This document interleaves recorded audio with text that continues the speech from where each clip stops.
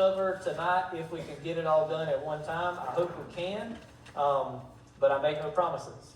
We are in the book of 1 Samuel. 1 Samuel. So we have been through, this will be 10 books of the Bible that we have walked through together, right? It's taken us a whole lot more than 10 nights, but it's 10 books of the Bible. This is the ninth. Samuel's the ninth book of the Bible, and remember, we've already knocked out Job. So this is yet another book of history. Books of history began with Joshua and Judges, and then Ruth, and then now 1 Samuel. This is a very, very interesting book. 1 and 2 Samuel. They are probably some of the most read books of the Bible, even if you don't realize it, because they cover the family, the life of King David. And so automatically that just draws attention, right? So we're going to hit there's going to be some major stories of the Bible that you guys probably remember that we're going to talk about tonight. And there'll be some things that you may not have even had any clue were in your Bible that we talk about tonight. The book of 1 Samuel, it really is, it actually in the original scrolls, it and 2 Samuel were just one book. They weren't two books. But because of the length of those scrolls, they split them into two, so 1 and 2 Samuel. The book, the history, the things that are going on in 1 and 2 Samuel, it really overlaps with both 1 and 2 Kings and 1 and 2 Chronicles. So there'll be a lot of overlapping as we go through the next few weeks of Bible study in through these different books. You're going to see where we may be in Kings, but we may be referencing something that we talked about tonight, that in the book of Kings or in the book of Chronicles, that they may be going back to and talking about from a little different perspective, or just recapping something that we talk about tonight, or we read in First Samuel. These 6 books, 1 Samuel, 1 Kings, 1 Chronicles, they cover over 575 years of Israel's history. The book is really named for its first main character, and that is a man named Samuel. And like I said, the books were originally written as just one coherent story that was split in two. If you were to look at a Greek Bible, and it's just extra for you here. If you were to look at a Greek Bible, now the Greek Bible is called the Septuagint. If you were to look at a Greek Bible that doesn't have the same names, 1 and 2 Samuel is called 1 and 2 Kings. And it's confusing in the Greek Bible. And 1 and 2 Kings in our Bible is called 3rd and 4th Kings in the Greek Bible. So in the Greek, it's 1st, 2nd, 3rd, 4th Kings, and for us, it's 1st, 2nd Samuel, and 1st, 2nd Kings. All right. I can tell that was just riveting. I mean, if you're watching Jeopardy, all right, in the next couple of weeks, and there's a question about what's the Greek name of 2nd Samuel, you can say, oh, well, it's 2nd Kings. Okay, so there you go. But make sure you answer it in the form of a question.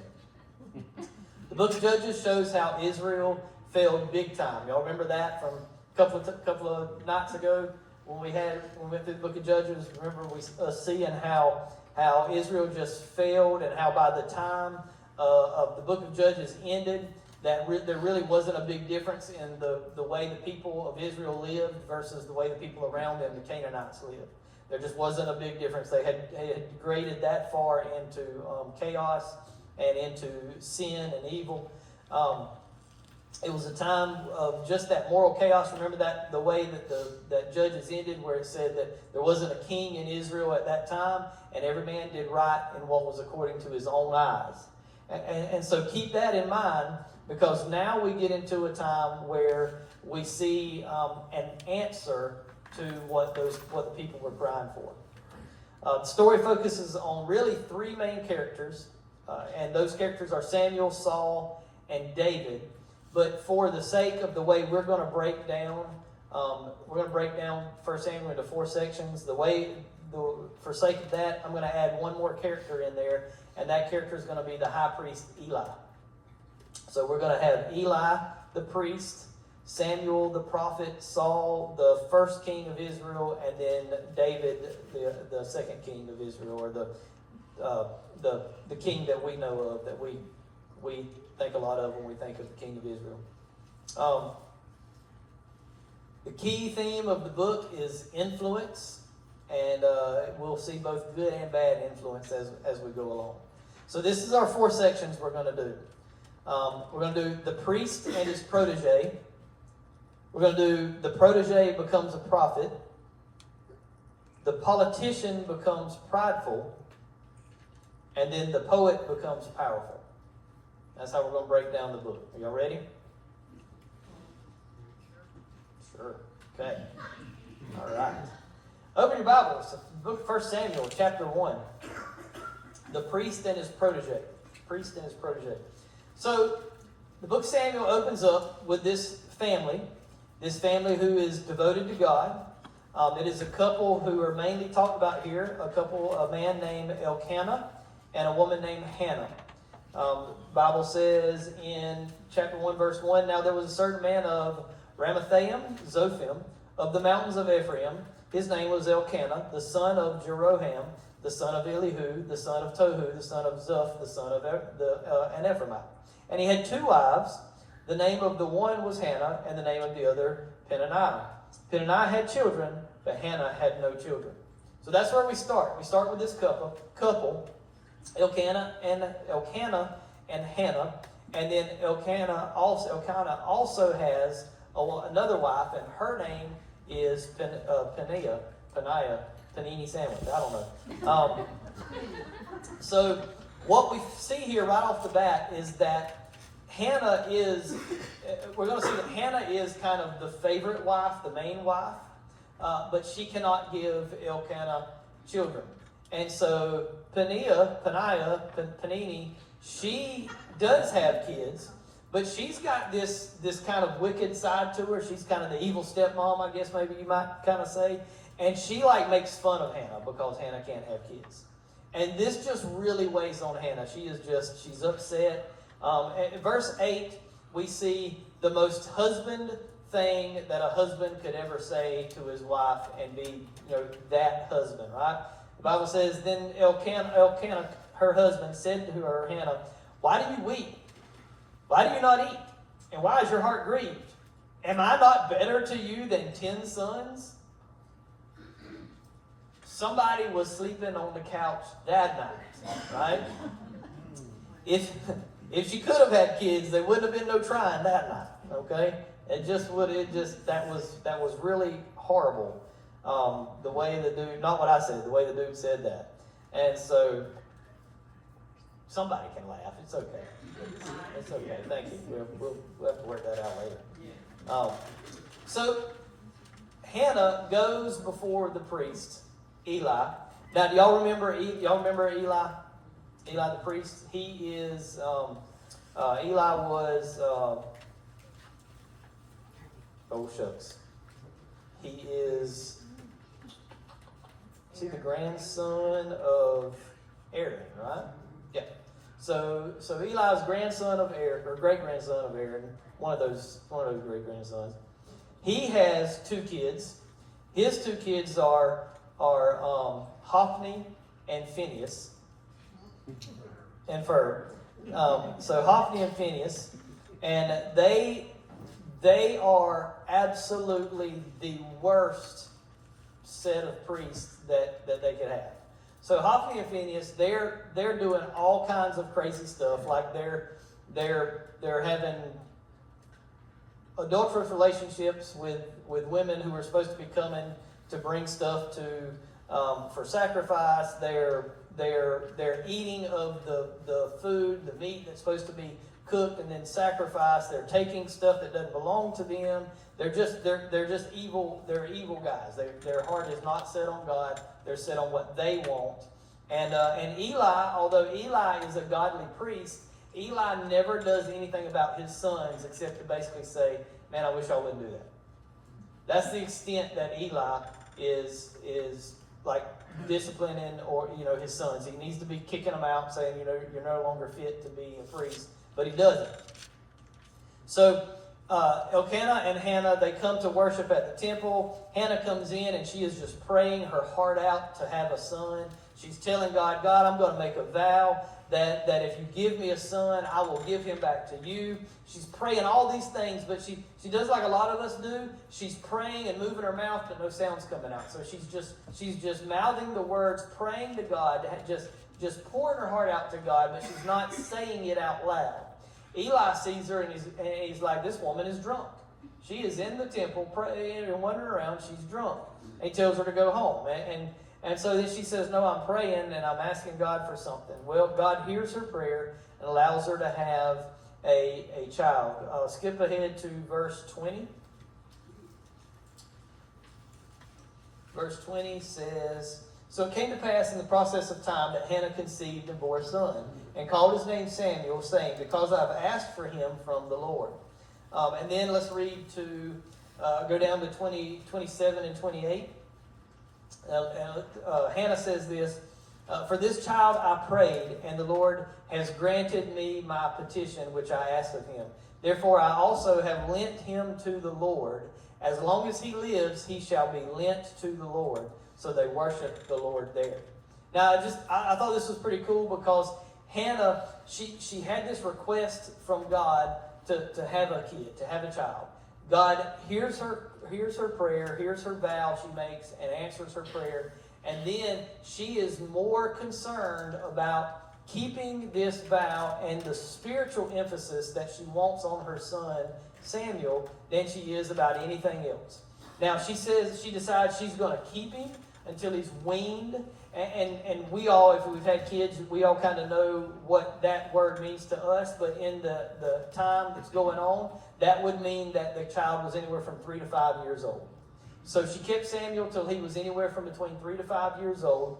And then at that time, she basically drives back up to Eli's doorstep at the temple and puts him out with his hobo stick, with his thing, with his knapsack on it, and says, okay, Eli, remember I made this promise. God moved and gave me this son, and I told God I was giving him back to him, so here he is. He's yours to raise as a priest. And so now Samuel is now the guy who lives with Eli and is being raised up as a priest in Eli's house. Real quick, look at chapter 2, verse 12. Chapter 2, verse 12 says, now the sons of Eli were corrupt. They did not know the Lord. So that tells us right there, back what we were talking about with Hophni and Phinehas, that they did not, although they had the role of priests, they did not serve the Lord. They did not do what they were supposed to do. Let's jump ahead to verses 33 and 35 of chapter 2. 33 through 35. The Bible says, but any of your men whom I do not cut off from my altar shall consume your eyes and grieve your heart, and all the descendants of your house shall die in the flower of their age. Now this shall be a sign to you that will come upon your 2 sons, on Hophni and Phinehas. In one day they shall die, both of them. Then I will raise up for myself a faithful priest who shall do according to what is in my heart and in my mind. I will build him a sure house, and he shall walk before my anointed forever. Now, when we read that, this is God speaking to Eli. And Eli says, listen, your sons are not doing what they're supposed to. They're evil. I'm going to cut them off. Matter of fact, they're both going to die in the same day. And then when they do, I'm going to raise up a priest. I'm going to raise up a priest who will be after my heart and my mind and will do what I want, and he'll be there forever. Now we read that, and we say, okay, Jeremy, Samuel was a man. He's immediately who we think about, because we know that Samuel's being raised now by Eli to follow in Eli's footsteps. But that doesn't seem like it might work for Samuel. Well, this prophecy, that God speaks to Eli, it's partially fulfilled in Samuel. And then it's going to be a little more fulfilled in David. But then what God told Eli is actually going to be fully fulfilled when Jesus comes in. Right? Remember the Bible says that Jesus is our high priest. It says that he was a priest in the order of Melchizedek. Remember us going through Melchizedek way back in Genesis? That he was a man who followed after God, but we didn't really know where he came from or who he was. And we think he probably was a type of Christ, he was definitely a type of Christ, but we think that he might have also been a pre-incarnate Christophany, Christ being on the earth at that time.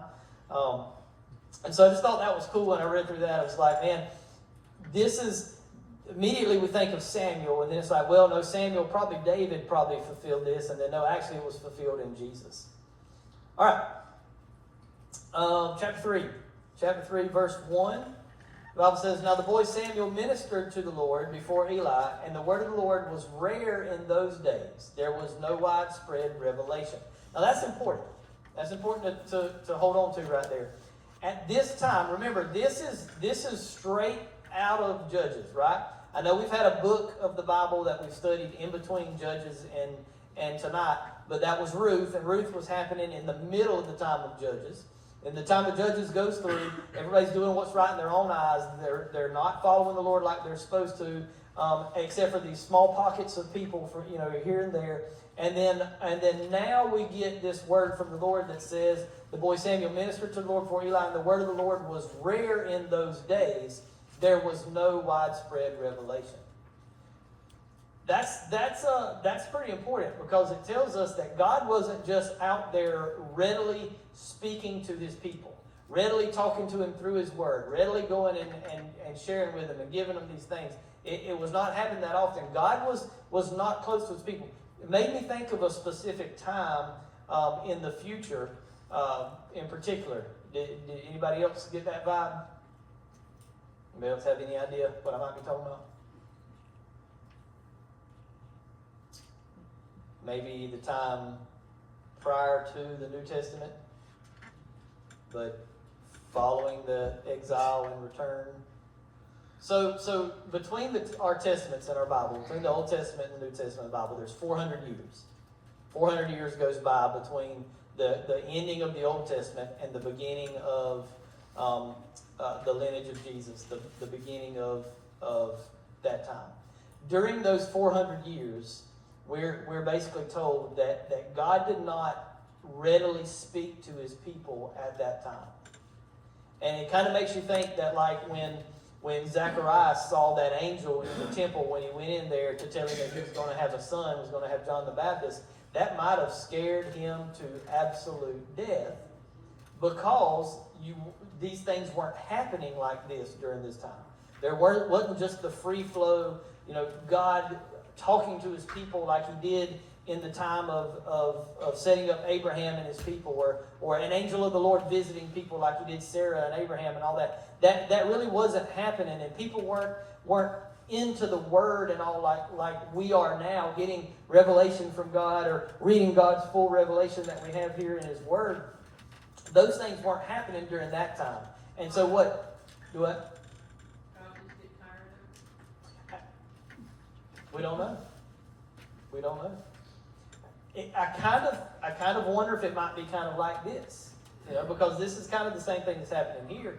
And maybe the people had just gotten so evil and so bad that God was just like, unless you are seeking me, I'm not just going to come to you until it's time that I send my son for the plan of redemption. And so that's, that could be what it was. I don't know, but we see that they're at a time kind of like that now. Let's keep reading. Verse 2 says, of chapter 3 says, and it came to pass that at that time while Eli was lying down in his place, and when his eyes had begun to grow so dim that he could not see, and before the lamp of God went out in the tabernacle of the Lord, where the ark of God was, and while Samuel was lying down, that the Lord called Samuel. And he answered, here am I. So he ran to Eli and said, here I am, for you called me. And he said, I did not call you, lie down again. And he went and lay down. And the Lord called again to Samuel. So Samuel arose and went to Eli and said, here I am, for you called me. And he answered, I did not call you, my son, lie down again. Now Samuel did not yet know the Lord, nor was the word of the Lord yet revealed to him. And the Lord called Samuel again the third time. So he rose and went to Eli and said, here I am, for you did call me. Then Eli perceived that the Lord had called the boy. Therefore Eli said to Samuel, Go lie down, and it shall be, if he calls you, that you must say, Speak, Lord, for your servant hears. So Samuel went and lay down in his place.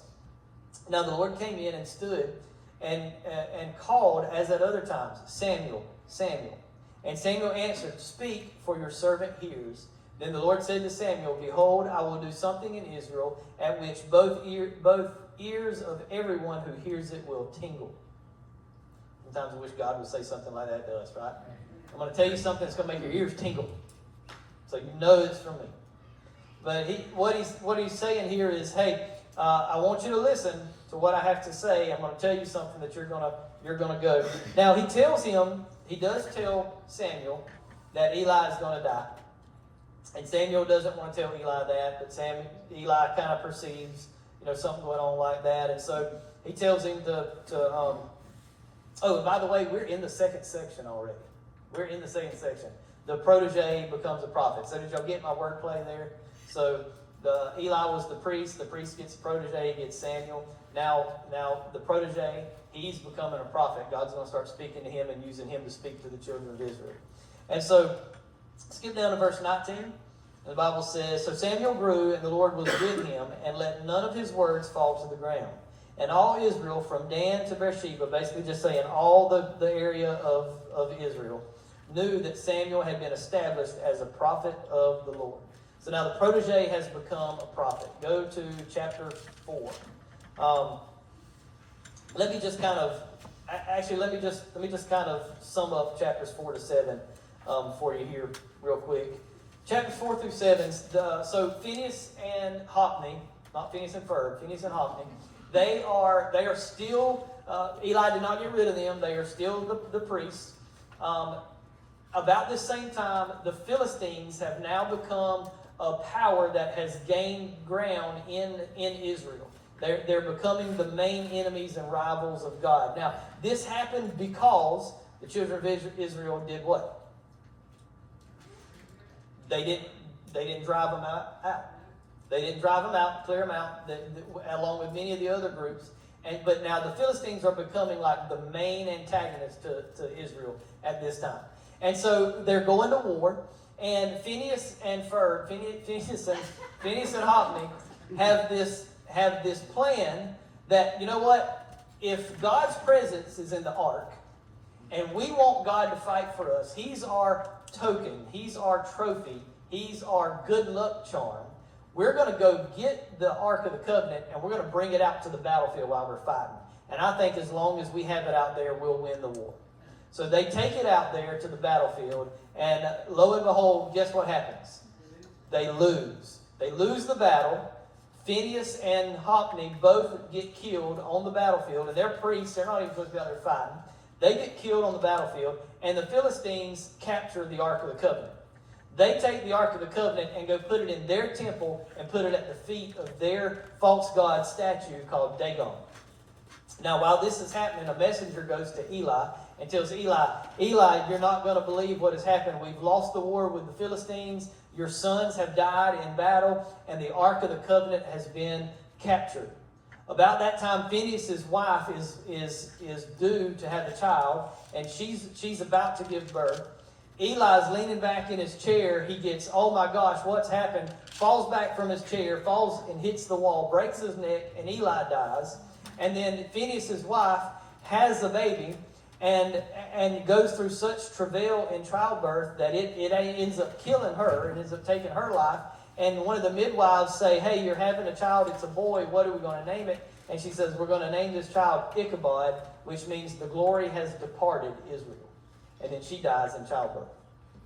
And so there's these crazy things that happen at this time. Now the Philistines, they're rejoicing, they're partying because they've just beat the Israelites. They've taken the Ark of the Covenant, they've laid it in at the feet of their gods, the statue of their god Dagon in his temple, and they're like, look, we're going to put you at the feet of our God because our God is greater than your God, Israel, and you're not going to win this battle. They go to sleep that night. They get up the next morning. Whoever their priests are come into the temple. And guess what's happened? Dagon fell down. He's laid down on his face in front of the ark. The people are like, well, that's weird. And so they stand him back up. and they let go on with all their temple worship and all that stuff. They go to bed that night, they get up the next morning, come back into the temple, and guess what happened? He fell down and go boom. So Dagon falls down again, but this time when he falls, you got to remember this will come into play at the end of 1 Samuel. When Dagon falls down, his head and his hands break off of the statue. And he's face down, or what would have been face down, in a posture of worshiping, where he's been decapitated and has no hands to do anything, in front of the Ark of the Covenant, which represents the presence of the God of Israel, of our God. Such an awesome thing. Such an awesome thing. The people really turn from being gloating over beating Israel because God has sent plagues to the people of Philistine. Then they say, we got to get this ark out of here. So they take the ark, they load it up, they send it off to a different place, and it goes to like 2 or 3 different places. Matter of fact, they send an offering. Part of the plagues was rats, and part of the plagues was tumors. And so they literally made gold rats and gold tumors and then sent them as an offering to the Israelites to take the ark back so that they would not be hit with these plagues. And so the ark ends up in the house of a man named Abinadab, and it's going to stay there for 20 years. The next time we hear about the ark, it's going to be in 2 Samuel. And when we get there, we're going to hear that basically the children of Israel forgot about the ark. Forgot about the presence of God for 20 years. But it stays in the house of Abinadab for 20 years. Chapter 17, I'm going to read you 3 verses there. Not 17, chapter 7, I'm sorry. Chapter 7. We haven't jumped that fast yet. 15, 16, and 17 says this, and Samuel judged Israel all the days of his life. Now, when you see that, you hear that word judge, that is what you think it is. So basically, Samuel becomes Israel's last judge, the last judge that Israel would ever have. And then verse 16 says, he went from year to year on a circuit to Bethel, Gilgal, and Mizpah, and judged Israel in all those places. But he always returned to Ramah, for his home was there. There he judged Israel, and there he built an altar to the Lord. Samuel now is filling the role of judge, priest, and prophet of the Lord. Now, we're going to the 3rd section. We're going really fast, right? Really fast. This is great. We're in the 3rd section already. The politician becomes prideful. Jeremy, what do you mean by that? Well, I was just trying to find stuff that starts with P, right? The politician becomes prideful. So here in chapter 8, we're going to see that the children of Israel now are saying, hey, we're tired of being different than all these other nations around us. They were supposed to have been a theocracy, which means God is their king, God is their leader, and they follow God, and God speaks through the prophets and the priests, and then they do the things that God had wanted them to do. And that was how they were supposed to be led as a nation. But they're like, listen, all the other nations around us, they have kings. We want a king. Verse 4 of chapter 8 says, then all the elders of Israel gathered together and came to Samuel at Ramah and said to him, look, you are old, and your sons do not walk in your ways. Now he had his own sons, but apparently they were not doing everything they were supposed to. He said, now make us a king to judge us like all the nations. But the thing displeased Samuel when they said, give us a king to judge us. So Samuel prayed to the Lord. And the Lord said to Samuel, heed the voice of the people in all that they say to you. For they have not rejected you, but they have rejected me, that I should not reign over them. So he says basically, Samuel, don't get mad at them. They're not rejecting you. They're rejecting me and what I set up. So they've asked for something. Now I'm going to give it to them. Let's see what happens. And so now we've got this place. We've got this children of Israel where they're at a place in their life where they're just like, hey, we want to look like every other nation. You know, that's kind of sometimes where the church, where we get with the church sometimes. It's like, hey, I just want to do what the cool kids are doing, right? I just want to do what the other people are doing. Can we just... And God is like, listen, I've called you to be set apart. I've called you to be different. There's a reason for this. And in this, in being set apart, yes, you're going to look different. Yes, you're going to act different. Yes, there are going to be things that I'm going to ask you to do that aren't going to be popular with all the people out there, all the influencers and all this and all that. But if you follow my word, if you do what I'm asking you to do, I've got so much more, so much better in store for you. And so God sends this guy, this tall, good-looking guy, to Samuel, or Samuel to him. His name is Saul, and Saul becomes king. When he starts off kind of humble. Turn to chapter 9.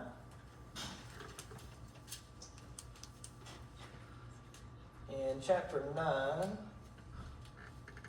great day. Need one of those things they use at the post office to stick my finger in and make my grip. All right, look at verse 21.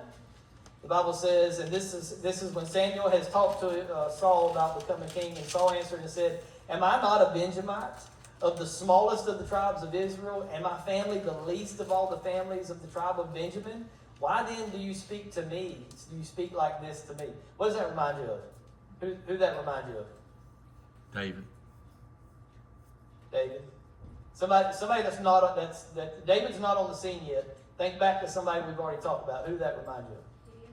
Gideon. Gideon was like, when the angel of the Lord came to Gideon and said, "Hey, you're going to be a mighty warrior," he was like, "No, you ain't talking to me, man. I'm from the weakest clan, the weakest tribe, and I'm the smallest, I'm the weakest of my family. I can't, there's no way I can do it." Saul starts out with this same kind of humble spirit. And so this starts well for him. He's going to become king. He's going to become a great military leader. He's going to win some battles. But then he starts getting some notoriety, and he starts kind of being lifted up. And then that pride starts coming in. And what is the book of Proverbs, who David's son Solomon would write, what does it tell us about pride? Pride goes before the fall. And so Saul starts off well, but he doesn't stay that way. In chapter 13, we're going to see the introduction to one of Saul's children named Jonathan. Jonathan becomes a pretty good warrior himself. He goes out with a group and attacks some of the Philistines. Remember, the Philistines are like, they're the arch rivals for Israel right now. They have other enemies too, but they're the main ones. He goes and takes a group out and attacks the Philistines and beats them, destroys them. Saul, when he finds out they won the battle, he takes this trumpet and blows the trumpet, and it's supposed to be the people who come back from winning the war who were supposed to blow this trumpet, and he blows the trumpet. So it kind of toots his own horn. So he starts taking credit for stuff even though he's not the one doing it. His son did it. Then he's at a place where they're still in this war, and he's like, I need to call Samuel. I need Samuel to hear from God and tell me what God says we need to do. So he sends a message to Samuel. "Samuel, I need you to come and talk to God for me, okay?" Samuel gets held up. He doesn't get there. So Saul's like, "All right, I got to do this myself." This is this pride coming up, right? He takes and puts on the ephod. He puts on the priestly garments, and then he goes and sacrifices something to God. Does what only the high priest is supposed to do, and what Samuel was supposed to do. And so look at verse 13. Look at chapter 13. Look at verse 13, and let's read a few of these verses. It says, "And Samuel said to Saul, 'You have done foolishly. You have not kept the commandment of the Lord your God, which he commanded you. For now the Lord would have established your kingdom over Israel forever, but now your kingdom shall not continue. The Lord has sought for himself a man after his own heart, and the Lord has commanded him to be commander over his people, because you have not kept what the Lord commanded you.' Then Samuel arose and went up from Gilgal to Gibeah of Benjamin, and Saul numbered the people present with him, about 600 men." So now we're at a place where the Philistines are about to attack. Saul has just, in his own pride, done what only the priest is supposed to do. Samuel has said, "Listen, buddy, you've just sealed your own fate. God is going to remove you from this kingdom. This is not going to be your kingdom anymore. He's going to give it to somebody who's going to have a heart after him, a heart after God." And so then Saul starts counting up his men to see how many men he has. Now, what happens over the next few chapters is that the Philistines start to break up into this pattern, coming from 3 different directions to come at the children of Israel to fight against them.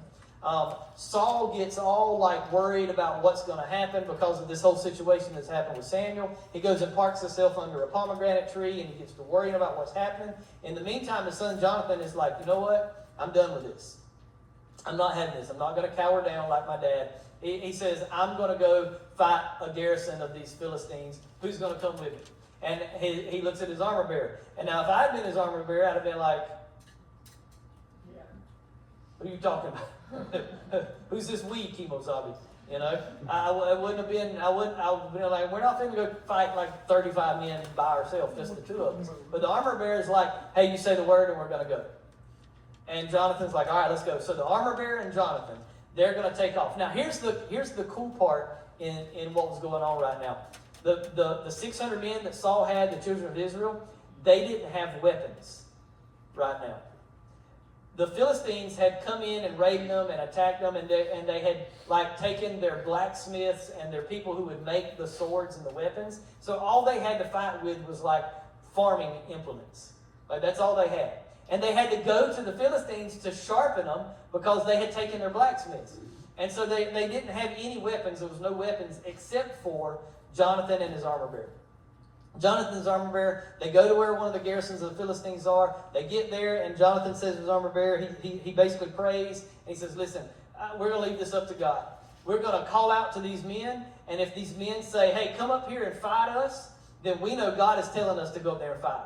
If they laugh at us and say, what are you doing? Go on back home, then we know God's not with us, and we're not fixing to do this. They go up there, they call to the Philistines. The Philistines are like, yeah, come on up here. And the two of you against all of us. Come on up here. And so he says, okay, God's with us. They climb up the rock face to get to where they're at, and they basically slaughter all of the men that are there, all the fighters from the Philistines. They kill them.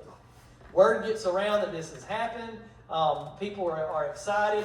The battle goes the way of the Israelites. They start winning the battle. Saul says, hey, we're going to fight this fight. We're going to win this fight, but I'm going to make a decree. Nobody can eat until we have won the entire war, till we beat the Philistines. How dumb is that, right? Like, you can't eat. You can't have the stuff that makes you stronger, that makes you refreshed so that you can go fight. But you won't, Saul's just, I mean, he's getting crazier and crazier. So after Jonathan comes back from his fight, he's hungry. He sees some honey. He gets and eats some of the honey. And then he gets back and Saul says, hey, I made this decree that nobody can eat till we win the war. And Jonathan's like, I just had some honey back there. And he's like, man, look what you're going to make me do to you. And so he's going to kill Jonathan. And this reminds you, remember the judge who made the vow about his daughter? He would sacrifice the first thing that walked out of his house, and it was his daughter, his only daughter, his only child. It kind of reminds you of that, but then the people like stop Saul, and they're like, Jonathan has won this battle for us. He's done this awesome thing. You're not going to defeat him. So Saul spares Jonathan. He doesn't do it. So then they go back, and now they are working through what's going on to beat the Philistines. Okay, let's see where we're at now. Chapter 15. Go to chapter 15. How are we looking on time? Anybody? About 15 minutes? Yeah, we're not going to make it. Saul here in chapter 15, he's told to go kill all of the Amalekites. The Amalekites were one of the other groups that were enemies of the children of Israel. They were supposed to have gotten rid of them. God wants him to wipe them all out, but he spares a bunch of them as well as their king, Agag. And so then Samuel comes around, and look at starting verse 13. Samuel comes up to him and said, when Samuel rose early in the morning to meet Saul, he was told Samuel, saying, Saul went up to Carmel, and indeed he set up a monument for himself, and he has gone on around, passed by, and gone down to Gilgal. And Samuel went to Saul, and Saul said to him, blessed are you of the Lord. I have performed the commandment of the Lord. That was to wipe out all of the people of the Amalekites, their animals, their king, everybody. And he says, I've done what God said to do. Verse 14, but Samuel said, well then, what is this bleating of the sheep I hear, and the lowing of the oxen which I hear? So Saul was supposed to have wiped out all of that, and he didn't. He kept it. And Samuel's like, listen, I don't know how many ways I have to tell you this. You're disobeying God. You are absolutely disobeying God. And So he says, and Saul said, they have brought them from the Amalekites. For the people spared the best of the sheep and the oxen to sacrifice to the Lord your God. See that there? Mm-hmm. So he said that to the Lord your God, and the rest. So first of all, he blames it on the other people instead of taking responsibility for it. And then he says to sacrifice to the Lord your God, and the rest we have utterly destroyed. And then Samuel said to Saul, be quiet, and I will tell you what the Lord said to me last night. He said to him, speak on. So Samuel said, when you were little, in your own eyes were you not head of the tribes of Israel, and did not the Lord anoint you king over Israel? Now the Lord sent you on a mission and said, go and utterly destroy the sinners, the Amalekites, and fight against them until they are consumed. Why then did you not obey the voice of the Lord? Why did you swoop down on the spoil and do evil in the sight of the Lord? And Saul said to Samuel, let me skip down for just a second. Skip down to verse 22. Well, let's just finish that. The Lord said to me, and brought back Agag, king of Amalek, I have utterly destroyed the Amalekites. But the people took of the plunder of the sheep and the oxen, the best of the things which should have been utterly destroyed, to sacrifice to the Lord your God in Gilgal. So Samuel said, Has the Lord as great delight in burnt offerings and sacrifices as in obeying the voice of the Lord? Behold, to obey is better than sacrifice, and to heed than the fat of rams. For rebellion is as the sin of witchcraft, and stubbornness is as iniquity and idolatry. Because you have rejected the word of the Lord, he also has rejected you from being king. Hard words. Very hard words. Saul was like, hey, I saved these things to become the people saved these things to become a sacrifice to your God. And Samuel's like, but you don't understand. What God says is that it's better to obey than to sacrifice. And that's still true to us today. We like to I use it probably way more than I should. It's easier to ask forgiveness than ask permission. That's kind of the idea here of what Saul was doing. But God says, listen, when it comes to my kingdom, when it comes to my things, when it comes to what I'm telling you to do, to obey is better than sacrifice. And that's absolutely true to us too. All right. That is the end of our third section. We only have one more section to go, right? 10 minutes. One more section to go. We've been through half of the book.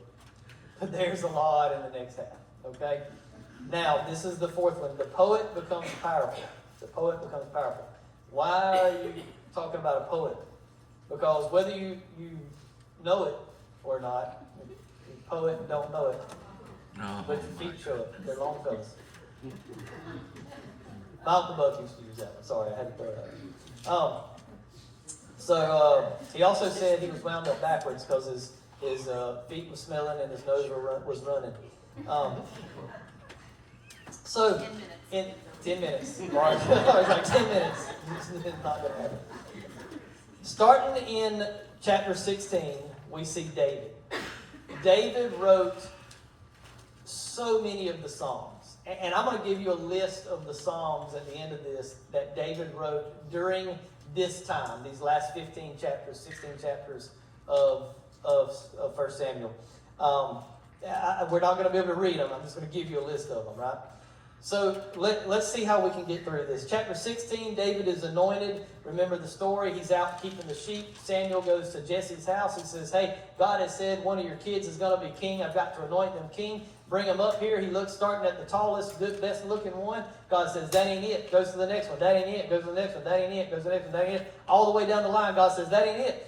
Samuel says, Jesse, you got another kid somewhere? Is this all of them? And he says, well, there's David, but he's the baby. He's the runt. He's the littlest out there. He's out there tending sheep. He says, well, bring him here. Well, he brings him in.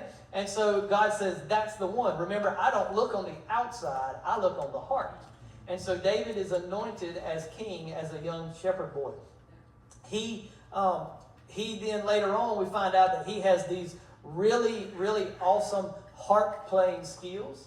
And so the Spirit of the Lord, we're told in chapter 16, verse 14, the Spirit of the Lord leaves Saul, is no longer with Saul, and an evil spirit a demon, comes in and torments Saul. Now, whether that means he possesses Saul or he oppresses Saul, we're not really sure. But we know he torments Saul, and the only way Saul gets relief from this torment, this mental torment that he's having from this demon, this evil spirit that is possessing him or oppressing him or tormenting him, as the word says, is to have someone play music for him. Some guy in the palace says, hey, there's this son of Jesse who I've heard out playing his harp, and he's really good. Saul says, bring him in. Let's see what he's got. He brings him in. As David's playing, it soothes Saul. He says, man, I'm hiring you. You're hired. Stay here in the palace and play your harp for me.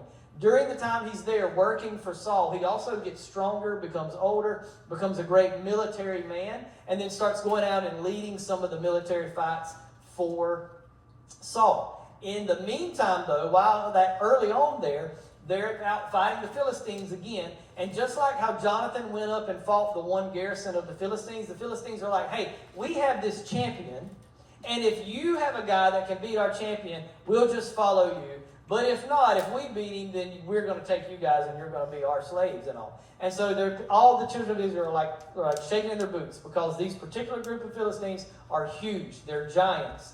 They have their champion is a dude named Goliath. And so one day, when they were at war, so Saul didn't need David playing his harp. He went back home. His dad said, hey, here's some bread and some cheese. Take it to your brothers who are fighting in the war for Saul. He goes out to the battlefield. He hears this Philistine, this uncircumcised Philistine, which is their way of basically cutting down the bad guys and saying they're ungodly. He says, what is this guy saying about our God? I can't believe y'all are letting him talk about our God like that. And so then David says, well, I'll go fight him. I fought a bear. I fought a lion. I've done all these things while I'm keeping my dad's sheep. I'll go out there and fight him. And so Saul's like, okay, sure, kid, whatever. Here's all my armor, and then you go take off. And then David's like, I can't even move in this. So he gets what he knows to use, and he gets a sling and 5 stones. He goes down to face him. The giant's just laughing. You all know the story, right? And he takes the slings, hit him in the forehead, knocks him down, takes his sword, cuts his head off. And then all of a sudden, he's just lifted up as this great guy. He continues to grow, become a military leader. He comes back from a fight one day, several years later, when he's a little bit older and he's leading the military. And the women in the town are singing a song. The song they sing becomes like a Billboard Top 100 number 1 chart because everybody knows it. Everybody sings it. Matter of fact, later on, even some of their enemies know it and sing it. And the song goes like this. Saul has killed his thousands, but David has killed his 10,000s. And so Saul gets really jealous over David. This evil spirit starts really tormenting him. He gets really worked up over David. He gets to where he just hates him. 2 different times he throws a spear at him, trying to just stab him into the wall and kill him. David eventually says, you know what, I cannot continue to live in this situation. I've got to go. So he runs away. And we find out that there's some men that were loyal to him, that followed him, but not a whole lot of them. But he goes out and goes away from them. Jonathan, during all this time, has become one of David's best friends. Like they are tight. They are in it to win it. They are ride or die, right? So they are best friends. Jonathan doesn't fully believe that his dad really wants to kill him. He keeps telling David, hey, I think you're mistaken. I really don't think that's what's going on. David says, yeah, man, he literally threw his spear at me, and it stuck in the wall. And then he did it another time when I was in the house. He's like, your dad wants to kill me. He's like, Jonathan's like, no. He's like, I'll talk to him tonight at supper. I tell you what, you hide out in the woods over here. I'll come out practicing my bow skills. And if I shoot a bow in the woods over here, it means you're safe. Come on out, come with us. But if I shoot a bow over here in the woods, it means, okay, you were right. And so he's sitting at the house. He's eating with his dad. He's talking about David. He's like, man, what's the deal with David, man? Where's he been at? Why is he not here? What's going on with him? And Saul gets like irate. He's like, I want to kill David, blah, blah, blah. And Jonathan's like, what are you talking about? He's my best friend. And then Saul tries to kill Jonathan, his own son. And then Jonathan's like, whoa, all right, man, this dude, my dad is crazy. So then he goes out with his boy that helps him with his bow and arrows, and he shoots it off in the woods. And he says, "Hey, guy, will you go get that bow, that arrow I shot out there?" And the kid runs off to go get it. And he goes over where David's at, and he's like, "Buddy, you were right, man. I'm sorry. my dad is the lost. He is the lostest ever loving mind, and he wants to kill you. You better get out of here. And so David and Jonathan, best friends, part ways. And we find out too that little detail I left out. Saul had a daughter named Michal, and Michal was given to David as a wife after he defeated Goliath. And so they eventually got married. And at one point in time, Saul came into their house to kill David. And Michal said, "Hey, my dad's coming to kill you. Get out of here." And then she made like a fake. Anybody seen Escape from Alcatraz with Clint Eastwood? Remember how we made the fake body in the bed when the guards come around? She makes a fake body in the bed. They come in and they try to steal it or try to kill it. It's not David. He's gone. Saul takes Michal back and then gives her to somebody else to be married to while she was still married to David. All right. So all that happens. All of that takes place up until through about chapter 20. So go to chapter 21. Chapter 21 tells us in verse 1, "Now David came to Nob, to Ahimelech the priest, and Ahimelech was afraid when he met David, and said to him, 'Why are you alone, and no one is with you?' So David said to Ahimelech, the priest, 'The king has ordered on me on some business.'" He does a little lie here. He said to me, "Do not let anyone know anything about the business on which I send you, or why I have commanded you and have directed you, my young men to such a place. Now therefore, what have you on hand? Give me 5 loaves of bread of my hand, or whatever can be found." And the priest answered David and said, "There is no common bread on hand, but there is holy bread, the showbread that was in the tabernacle." He said, "If the young man has, there is only holy bread, and if the young men have at least kept themselves from women." Then David answered the priest and said to him, "Truly women have been kept from us for about 3 days since I came out, and the vessels of the young men are holy, and the bread is in effect common, even though it was consecrated in the vessel this day." So basically he goes to the priest and is like, "Listen, we got to have something to eat. Give us the bread." He said, "I don't have any bread. All I got is the show bread." He says, "Okay, we'll take the show bread." It was 12, if you remember from the tabernacle, it was 12 loaves of unleavened bread. And so he takes that, gives it to his men to eat. And then he asks him, he says, "Hey, have you got a weapon in here? Have you got a weapon in the temple?" Well, guess what's hanging out in this temple, or in this tabernacle? Live sword. Goliath's sword. You've read this before. So Goliath, or you saw it on The Chosen. There is a scene of this in The Chosen. That's why I want to bring that up. There's a flashback scene in The Chosen that goes to David coming in and eating and getting the showbread. And so Goliath's sword is in there. So he's like, "All I have is this. It's Goliath's sword." So now David takes it to be his sword to go off. That's a cool thing to me. I had this in my mind. It looks like Conan the Barbarian sword from the movie Conan. That's got to be, or He-Man's power sword. One of the two. That's what it's got to look like. By then, David was bigger. He barely picked it up to chop Goliath's head off when he was a kid, but now he's carrying it as his weapon. I imagine it still was probably pretty big and had a hard time with it, but So now what happens next is that Saul has a servant who's in this same town who sees David there, runs back home to Saul, tattletales. Saul goes to this town, to Nob, and then just kills everybody that's in there. Kills all the priests, all the people working in the temple, everybody that was there, just goes in and kills them because they helped David. Now go to all this happens through chapter 20. In the middle of that, David goes to this cave called the Cave of Adullam, and hides. That's pretty awesome. He goes in and hides. And then all these people start coming to join David's little army. Remember, he just had the few young men when he took the bread. Now he's hiding in the Cave of Adullam, and all these men. But here's the thing about the people that came. They were people who were in debt. They were people who were disgruntled. They were people who were discouraged. They were kind of the low of the low. They weren't the mighty men. They weren't the mighty valiant men, the great warriors. They were the piece together. They were the dirty dozen. They were the ragtag. They were what was the old baseball team? They were the Bad News Bears, right?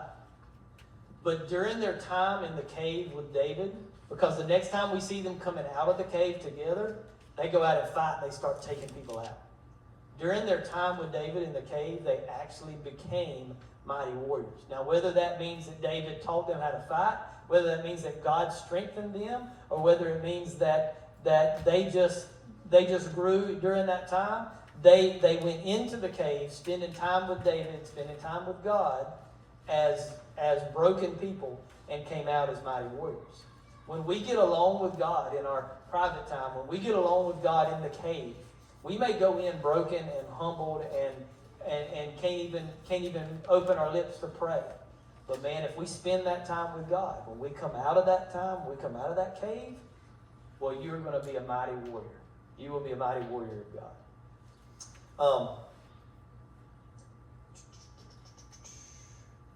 While they were in the cave, this other little thing happens. They're hiding back in the back of the cave. Saul's army comes into the area. He's got to go to the bathroom. Saul goes into the cave to go to the bathroom.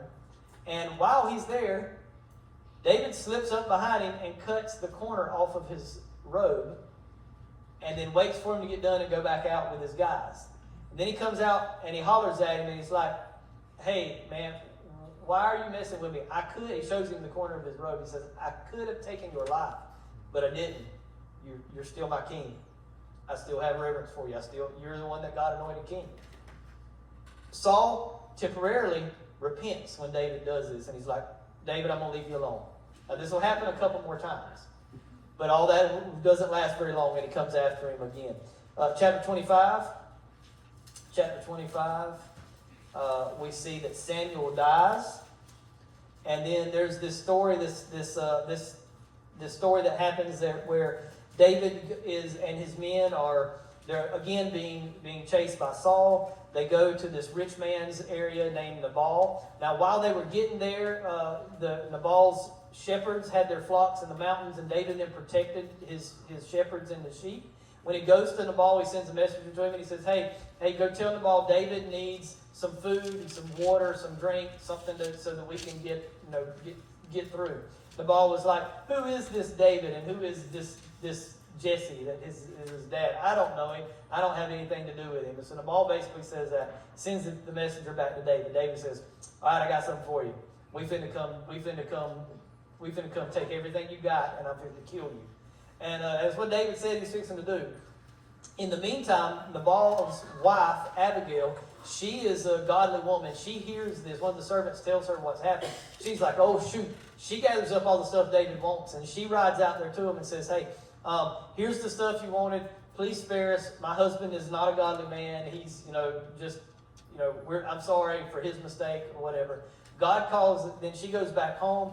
God causes, or David says, okay, I'm not going to go do it. God causes Nabal to have this, or she tells David, or Nabal, her husband, what happened. Nabal has basically this heart attack or stroke or something that basically says his heart turned to stone. And he had like 10 days of just being like where he couldn't eat, couldn't speak, couldn't do anything. And then he dies. God took him out. Then David, being the cool guy that he is, marries Abigail. And Abigail becomes one of his wives. And so now he's got this wife named Abigail. He's got another wife that he has. And now they're going on. And we get through. I'm going to summarize chapter 26 through 29 real quick. Saul and Abner. Abner is the main warrior general for Saul's army. Saul and Abner go after David. While they're encamped, they're sleeping one night in their camp. David asks somebody to go with him into the camp to see what they can find out. This man named Abishai says, I'll go with you. David and Abishai go into the camp. Saul's asleep. Abner's asleep.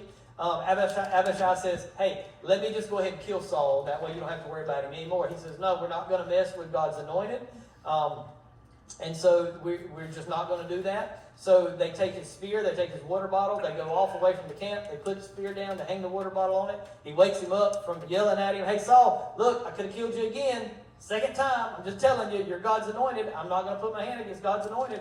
Saul says, man, I repent of that. David, you're an awesome guy. You're better than me. I won't chase after you anymore. And that lasts all of probably about a week or so.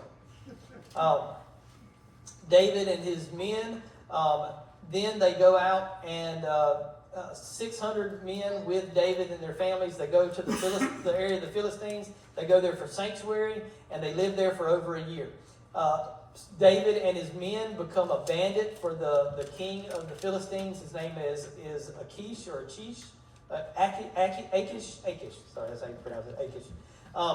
He's going and telling Achish that he's attacking all the areas of Israel, but he's actually only going out and attacking the enemies of Israel, the Amalekites and the other Canaanites that are out there that aren't the Philistines. He's going and attacking them and then bringing all their stuff back in and giving it to Achish and saying, yeah, we went and beat up the Israelites. But that really wasn't what he was doing. While this is happening, the Philistines, they finally kind of get a little leery of David. They want him to go away. Saul needs some advice from God, and so instead of going to one of the priests, because he's scared of the Philistines, he goes and seeks a medium, seeks a psychic. Now, they were all supposed to be put to death, but they ran them out of town and didn't put them to death, so they knew where they were at. He goes and talks to the medium and tells the medium, hey, he hides himself, puts on a disguise. He says, hey, I want to hear from Samuel. So the medium tries to conjure up Samuel. Now, why God allows this to happen? Can we talk about this for just a second? I know we're running short on time. We're almost done. If you consult your horoscope, if you go to a psychic, you may hear some things, you may read some things that come true. And you may be like, oh wow, maybe this is real. If you play with a Ouija board, you may be like, wow, this is real. Yes, it is real. It is real demonic power that Satan has. Remember, God gave Satan a certain amount of authority on this earth. And he can only operate within the authority that God gave him. But within that authority, there is some power. And so this medium Saul goes to, he says he wants to see Samuel. And so she does whatever she does to conjure up Samuel. Now, why God allowed this to happen, I don't know. But Saul sees Samuel. He comes to him. And he speaks to him and he basically says, God is done with you. Your kingdom is over. You're going to die. And so the woman has this reaction, like she screams and falls down when it happens. Like, so she's apparently not used to something like this happening. So it scares her and all this stuff. But for whatever reason, God allowed Samuel to be seen by this medium and speak to Saul at this time. But what he tells him is that God has torn the kingdom from him and given it to David. That takes us to chapter 30. Chapter 30. Let me read you the first couple of verses there. It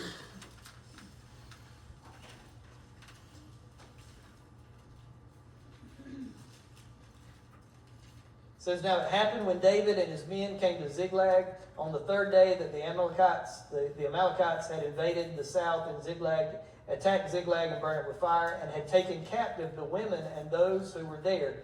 From small to great, they did not kill anyone, but carried them away and went their way. So David and his men came to the city, and there it was burned with fire, and their wives, their sons, their daughters had been taken captive. Then David and the people who were with him lifted up their voices and wept until they had no more power to weep. And David's two wives, Ahinoam the Jezreelitess, and Abigail, the widow of Nabal the Carmelite, had been taken captive. Now David was greatly distressed, for the people spoke of stoning him, because the soul of the people were grieved. So now, what happened? David and them they have this place where when they left the Philistines, this is where they went. They were there with all their families. They went out fighting or went out doing whatever. The Amalekites came, took all of their people hostage, all their families. They come back. They're gone. David and them are like, man, oh, shucks. They're gone. And the people are like, David, you led us away from our families, and then they got taken captive. We're going to kill you for letting this happen. David was upset. Look what the Bible says there in the rest of verse 6. He says, but David strengthened himself in the Lord his God.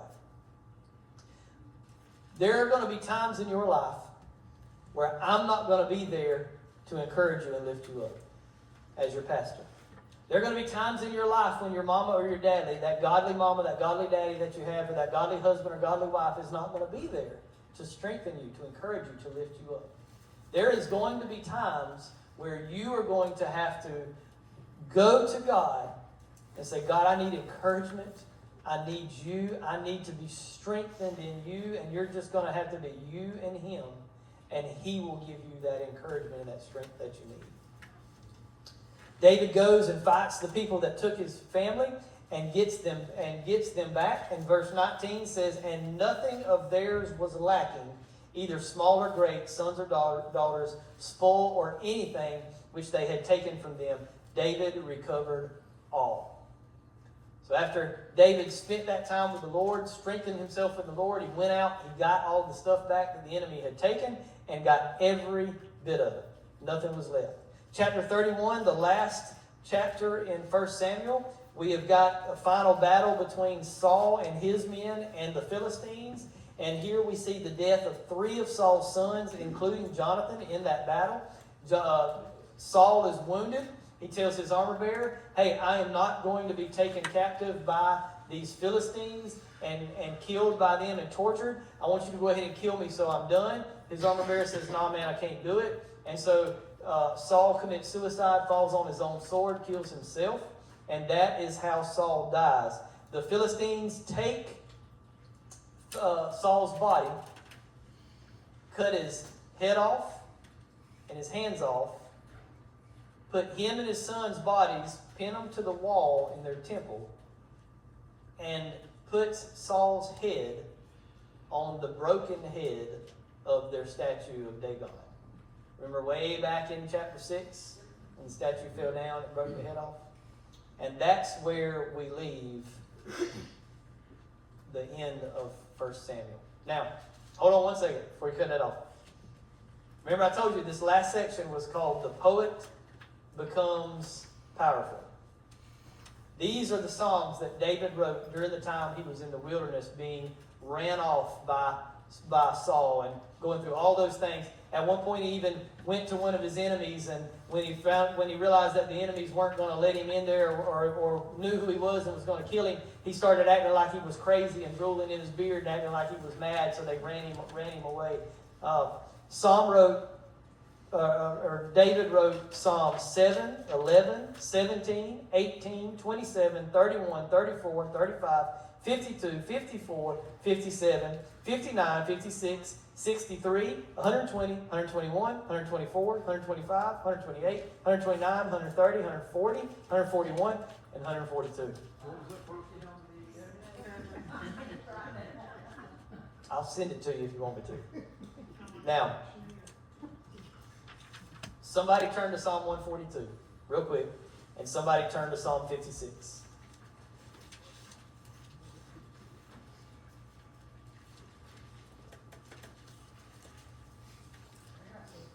You got 56. Hold your finger on verses 8 and 9. Somebody else be at Psalm 142. I got it. 142. Read the first couple of verses of 142, maybe the first 3 verses. I cried unto the Lord with my voice, and with my voice unto the Lord did I make my supplication. I poured out my complaint before him. I showed before him my trouble. When my spirit was overwhelmed within me, then thou knewest my path. In the way wherein I walk, have they privily laid a snare for me. Keep reading. I looked on my right hand and beheld, but there was no man that would know me. Refuge failed me. No man cared for my soul. I cried unto thee, O Lord, I said, thou art my refuge and my portion in the land of the living. Attend unto my cry, for I am brought very low. Deliver me from my persecutors, for they are stronger than I. Bring my soul out of prison, that I may praise thy name. The righteous shall compass about me, for thou shalt deal bountifully with me. You hear that cry that David has? Now read 56, 8, and 9. None are my wandering, put my steps into your bottle. Are they not in your book? When I cry out to you, when my enemies will turn back, this I know because God is for me. What an amazing testimony to be able to say, listen, when I'm at my wit's end, when I am just devastated, when everything is coming against me and it looks like there's no way for me to win, and I am just crying out to you, God, and I just feel like you're not even there, and there's not even somebody there to even know that I'm crying, and I feel like this. God had caught, David wrote it this way, God had caught every tear that he cried in his bottle, and he heard it, and he was there. He was. He was there for David, and he's there for us in the exact same way. He is such a good God. He catches our tears in his bottle. Awesome. All right. 1 Samuel, in a nutshell. It's kind of a big nutshell tonight, but in a nutshell. Okay. All right. 1 Samuel has a lot more good stuff in it. Read it when you have a chance. Read it through. Find a commentary. Tara Lee Cobble, I use her. David Guzik, I use him. Skip Heiser, I use him. I had a couple of different people. Find somebody's commentary, read through it. There's so much more that I could not get into without us just taking 2 or 3 nights to do. It's so good. But still, God is so good to us. I said the other day, I was like, God, if you never do another thing for me, I look back on my life up to this point, if you never do another thing for me, man, you've already done everything. Everything.